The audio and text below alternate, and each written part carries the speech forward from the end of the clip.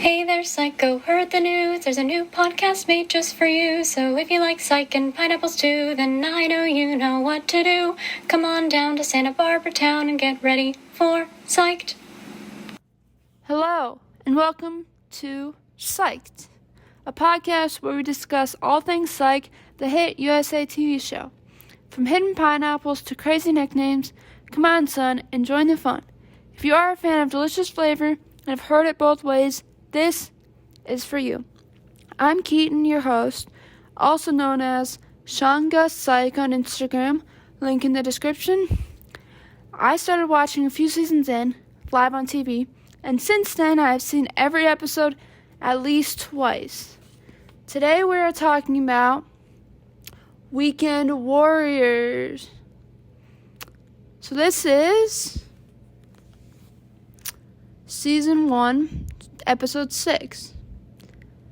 And last podcast episode, I read from psychusa.fandom.com the plot, and I really enjoyed it, so I'm going to do it again. Ready? In 1985, Henry is outside of the woods talking to Sean and Gus, teaching them about the law of physics. He is setting a rocket on a stand and tells them that the first person to get the rocket gets an ice cream sundae, and the loser gets to look on as they eat it. As the rocket launches, they both run off into the woods looking. Sean notices Gus has found it, and they both run back to Henry. However, Gus has only found the rocket's parachute. Henry then reveals that he is holding the rocket. It turns out he found it by taking a shortcut. Henry tells them that if he finds it first again, he gets the ice cream sundae. As the rocket launches into the air, it flashes to present day. Head Detective Lassiter is in charge of the annual Civil War reenactment.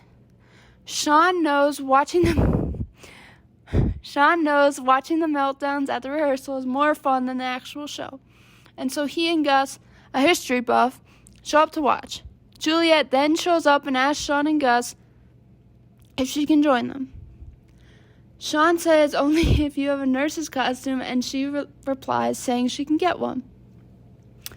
This year they're reenacting the Battle of Piper's Cove, in which a nurse, played by Sally Reynolds, kills Confederate Captain Quantrill, played by Nelson Poe. Sally ends up missing her cue, so Lassiter stops rehearsal to talk to her. As they walk down the ramp, they find Nelson laying there seemingly unconscious. After a moment, though, Lassiter inspects Poe and realizes that he is dead.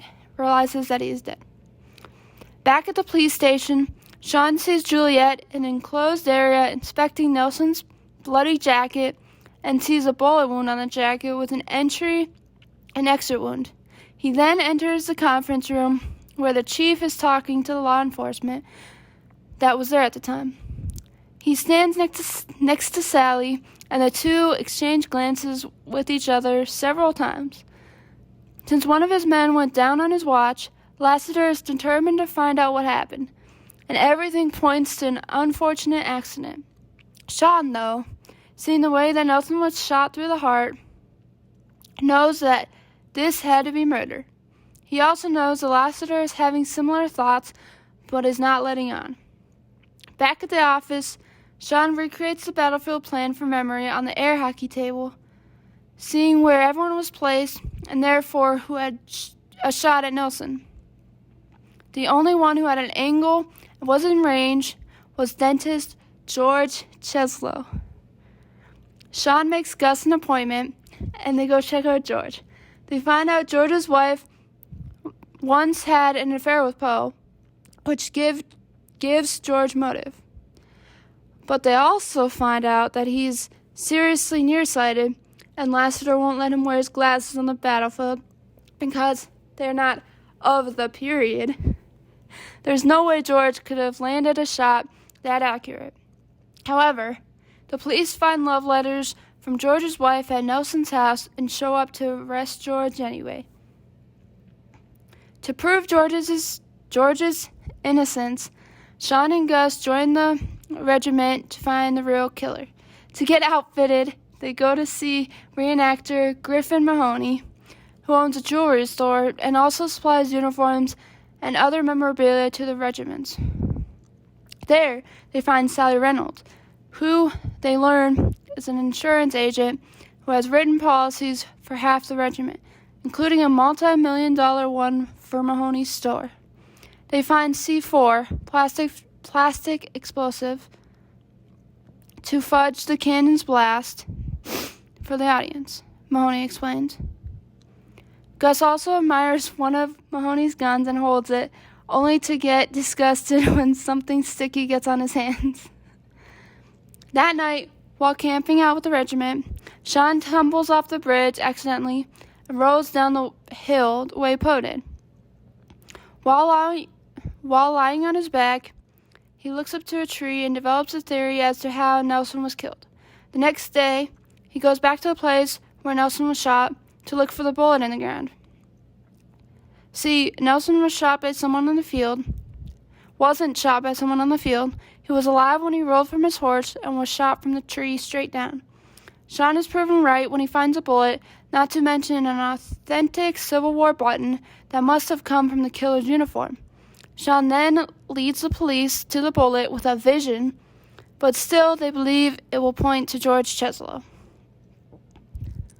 Sean and Gus know they are missing something, so Sean climbs the tree and they run through the murder again. When Nelson fell from the horse, he rolled way past his mark. He wasn't supposed to land anywhere near the tree. Seeing the killer up there was an accident. Nelson wasn't the intended victim.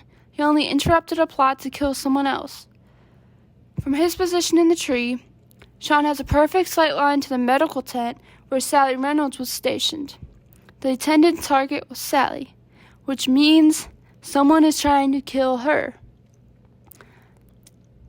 The murderer could be anyone in the regiment, so Sean and Gus steal Sally's uniform and decide to stand in for her and wait for the killer to strike again, catching him in the act. Juliet stands in for Sally, but as the battle rages on, nothing happens. No one makes a move. The guys, however, discover a sewer grate near the base of the tree. They follow the sewer and end up on the other side of camp. Sean and Gus check the other side of camp where they discover Mahoney's uniform in the Confederate tent, and it's missing a button. Mahoney is the killer. Gus also realized that the musket in the store was sticky because it had sap on it from the tree. Just then, they hear a blast of C4, and it didn't come from the battlefield. It came from the direction of Mahoney's store. He's there right now and not on the battlefield, as anyone believes. As everyone believes. It turns out Mahoney and Sally were in on a plot to rob the store, using the battle as a cover, and split the insurance payout. But Mahoney got greedy and decided to kill Sally and keep the money for himself. With Mahoney and Sally arrested, Sean and Gus happily return to comforts of the year 2006. So that is long and wordy, but I just love how to describe it. And that is what happened.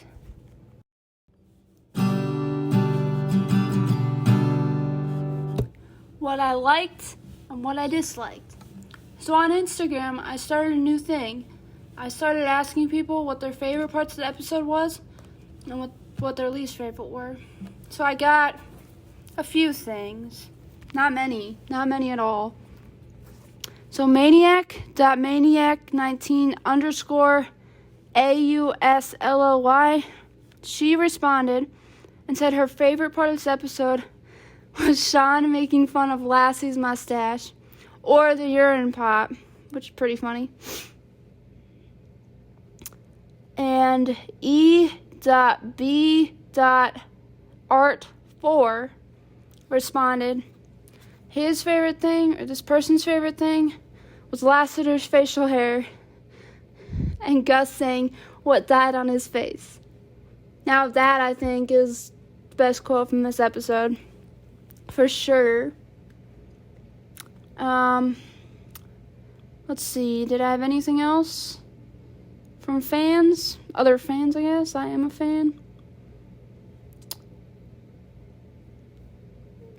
Let's see. I don't think so. But my favorite thing... So yeah, no more fans. So my favorite part of the episode was the Civil War reenactment. I think that was such a cool idea. And I actually looked it up, and there is a place near me that does one every year.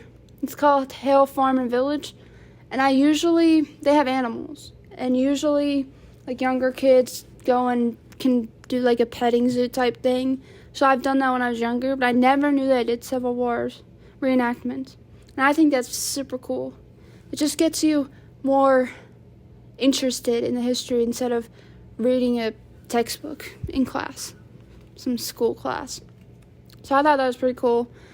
My least favorite, I don't know. I liked Sally Reynolds and Sean. Their thing, their flirting and whatever they did. Gus dressing up eventually towards the end was super great. He looked pretty cool with his feather on his hat, his big giant hat. Sean looked great. Juliet was awesome, trying to save Sean and Gus. The bulletproof vest underneath the nurse's uniform. What else? The facial hair, obviously. Lassie's facial hair. Maybe Henry. Henry gifted Sean a watch, and you see him buying it in this episode, getting the engraving. I just thought that Sean wouldn't like a gift like that. So Henry was like, oh, I like watches. This would be a perfect gift for Sean. But, like, might wear a wristwatch, but a pocket watch. So it was cool to, like, he could wear it in the Civil War reenactment, but, like, in everyday life, I don't see Sean with a pocket watch. So that was probably one of the things I disliked. And guess what? So today I just got back from tap class, and I am the beginner-ish, and I'm also drinking a Pulp Passion smoothie, which is passion fruit mango juice, pineapple juice, strawberries, peaches, and orange sherbet. So I got the pineapple. I stopped there after my tap class. And tap means Dule Hill, Gus. They both tap dance. Eventually we'll get to the actual tap dancing episode, which is pretty good. So those are my likes and dislikes.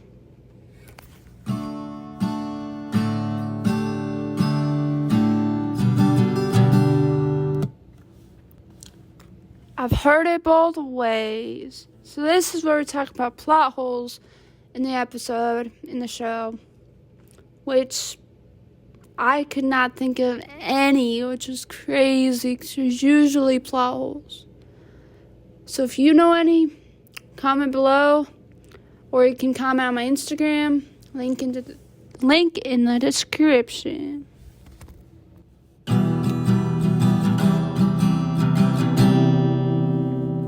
I know you know.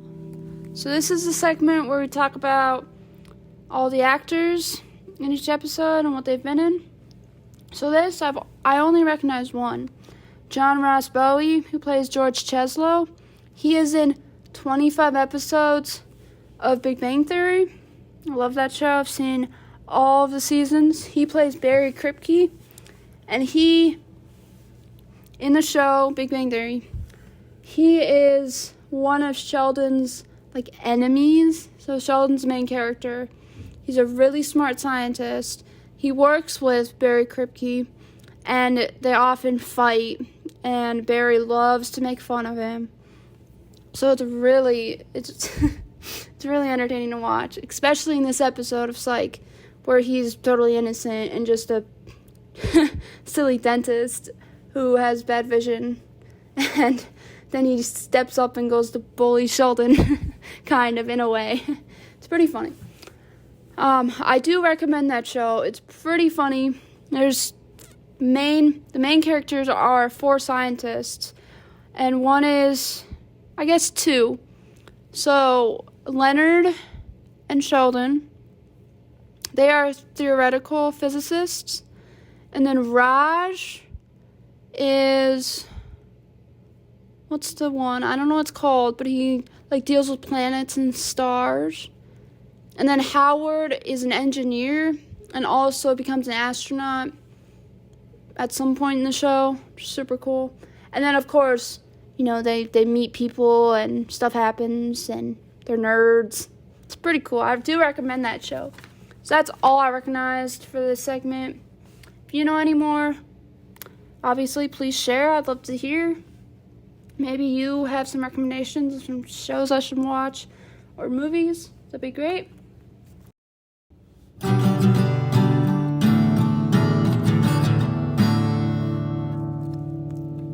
Are you a fan of delicious flavor?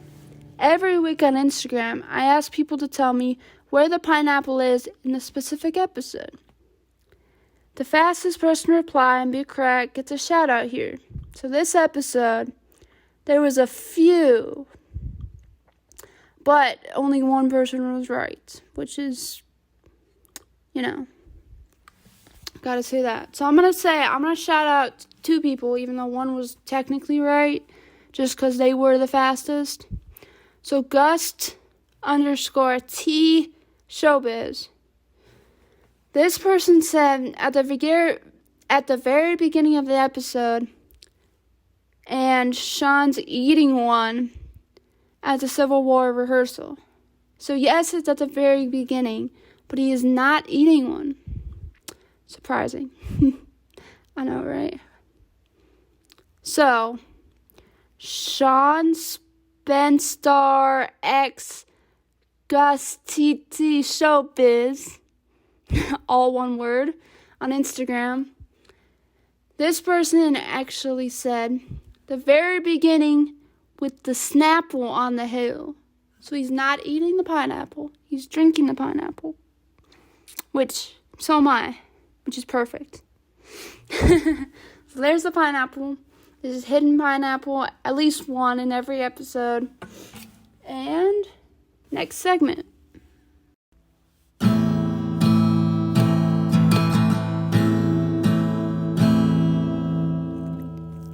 Behind the scenes.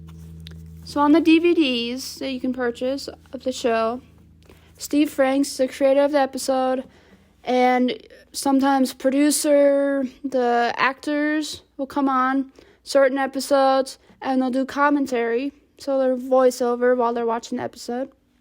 And they did Weekend Warriors. So I wrote down a few things that I thought were good to mention. So this is pretty cool. So in this reenactment, a lot were actually real Civil War reenactments, like reenactors. So they hired people who have done this before, which is super cool. Okay. This I thought was just hilarious. So Steve Franks thinks Kirsten Nelson sounds like Ellen DeGeneres. Which, if you close your eyes and try to imagine it, sure. But they both have blonde hair, but they're different for sure. That's crazy. So there's a tunnel. In the episode, Civil War.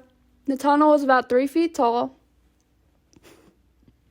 That's isn't that the tunnel that they go through to get to the other side of the battlefield?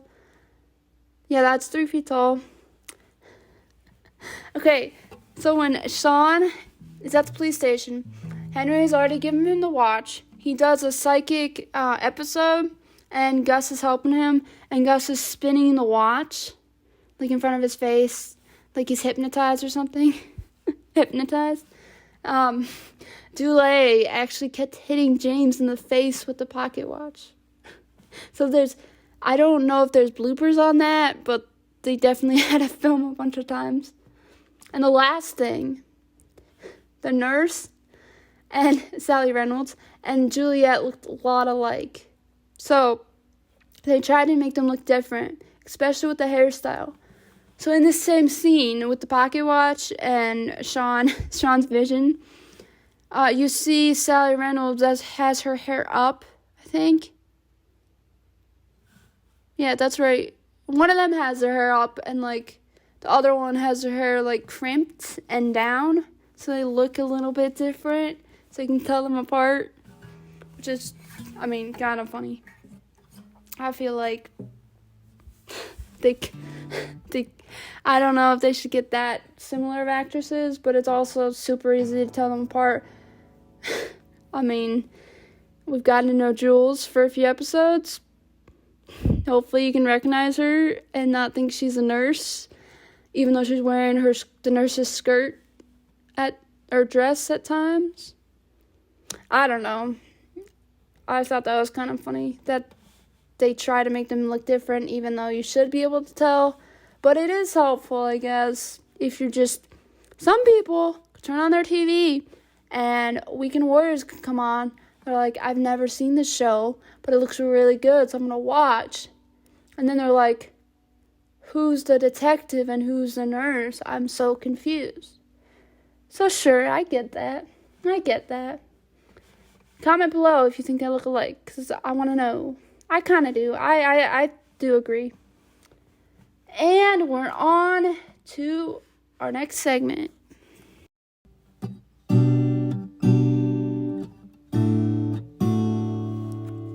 Pop references. Seriesandtv.com. Gotta shout them out again. They are great. I did get some of these pop references, but this site just lists all of them out so well, so I thought I'd just read from this list. And then we'll go back to Psych Wiki, which is psychusa.fandom.com, for some trivia and some more pop references. So let's go. Gus, History Channel. Sean, ESPN Gus, Channel 206, I'm begging you. Lassiter, don't you think I didn't see you trying to throw M&Ms in the injured soldier's mouth? Sean, first of all, those were Skittles, and they have a rainbow of flavors. Sean, Gus, I thought you never asked. Sean, actually, I've been promoted. I'm Captain Crunch now. Sean, I was thinking Denzel. Gus, Denzel? As in Denzel Washington? So obviously, ESPN, History Channel, their TV channels. ESPN is sports, History Channel is history.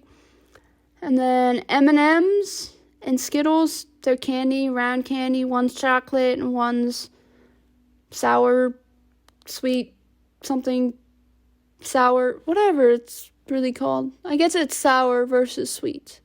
So M&M's are sweet and Skittles are sour. Yeah.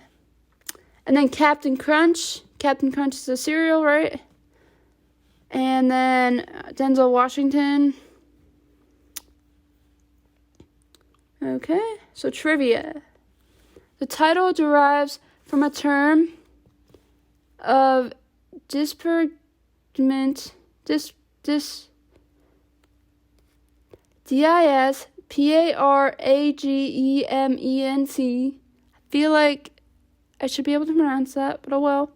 Originally applied to the Army Reserve, given their limited combat training regimen, but now expanded to encompass many skills practiced only in occasional manner, particularly fighting disciplines. Peter Michael Goetz' Role in Glory, the 1989 film about African American troops in the Civil War, adds a layer to the episode. They do reference that. So those are the references, pop references, and trivia.